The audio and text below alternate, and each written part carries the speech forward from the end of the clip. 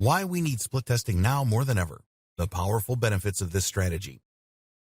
So, why do we need split testing in the SEO community now more than ever? The simple answer is that SEO is more complex than it has ever been, and we have even less idea of how it works. For a moment, let me talk about another tangentially related example. YouTube's copyright algorithm.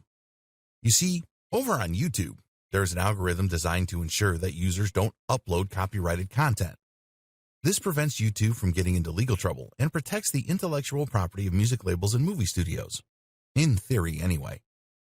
The problem is that this copyright detection can be a little gung-ho and will sometimes pick out the background music at a party and use that to file a copyright strike against the person who uploaded the video. Most people would agree that's a little unfair. That's why some creators decided to test precisely how the system works.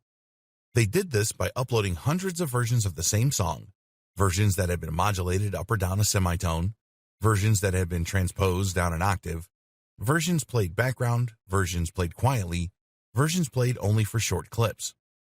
Doing all of this allowed them to test the limits of the system and then to provide the wider community with useful rules on how to avoid being penalized. They discovered that if less than 10 seconds of content matched, then the person who uploaded the video would likely be fine. And this allowed for a whole host of fair use practices. SEO is just the same. Google is constantly changing its algorithms, moving the goalposts, and going back on what it has said. One minute, it's a good idea to get as many links as possible. The next moment, that's the worst thing you can do. Right now, Google is making a big push toward a more AI-driven service. It wants the user to speak to Google using natural language and to receive carefully curated responses drawn from the web. That is far more complex than simply looking for exact keyword matches, and it makes our job as SEOs that much harder. That's why using A/B tests to identify precisely what works and what doesn't is such an important move. Then there's the fact that this is so multivariate. For example, it might be that Google would prefer you to use a number of headers in your content with keywords in a perfect world. But what happens if you then add those headers in, only to find that this actually drives away your visitors? That alone is useful information you could garner from a split test. But it's also possible that in driving away visitors, you send negative signals to Google and end up hurting your ranking. Even though what you're doing is considered good from an SEO standpoint, it is working contrary to another system within the ranking algorithm. When you take all of that into account, it becomes less obvious what you should do, and this makes it all the more useful to just test it and see what actually works. This is useful if you are a business looking to climb the ranks of Google without shooting yourself in the foot. It's useful if you are starting out and want to adopt the very best strategy from the very start. And what's more, this is extremely important if you're an SEO specialist or agency selling your services to a client. At a time when nothing is certain in the world of SEO, explaining to a customer why you think they should adopt a certain strategy or employ a particular technique is difficult.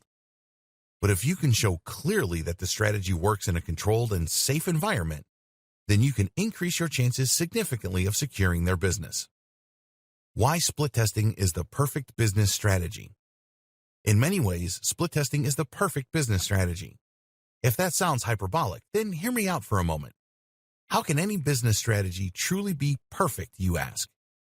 The answer is that when employed correctly, split testing will literally evolve your site to the point where it thrives, avoiding all the bad mistakes that you might have otherwise made along the way. So, let's say you start out with a fairly average site that is performing very averagely in the SERPs.